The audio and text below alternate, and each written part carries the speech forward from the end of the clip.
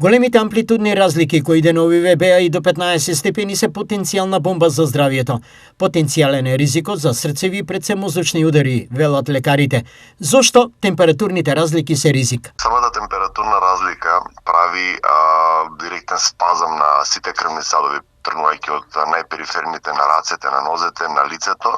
Меѓутоа, со инхалацијата на ладниот воздух, ние правиме и менување на внатрешната телесна температура, што одреден момент може да направи и нагло згрчување, да речеме спазам на крвните садови на срцето.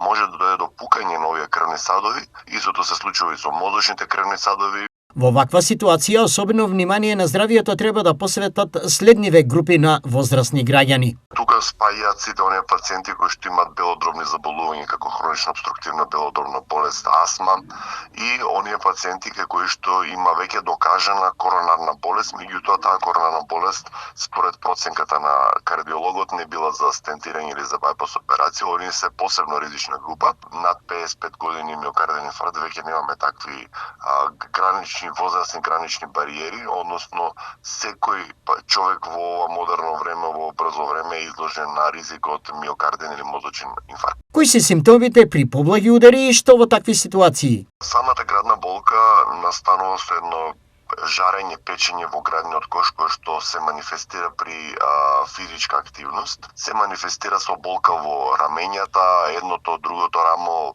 проследен нормално со болка во градниот кош, болка во двете раце под лактици при физички напор, болка во вратот вилицата и некош може да се манифестира болка во меѓу плешките позади при физички напор. Овие симптоми кои ќе осетат пациентите треба да се јават во најблиската здравствена установа, дали тоа матичен лекар, брза помош, болница.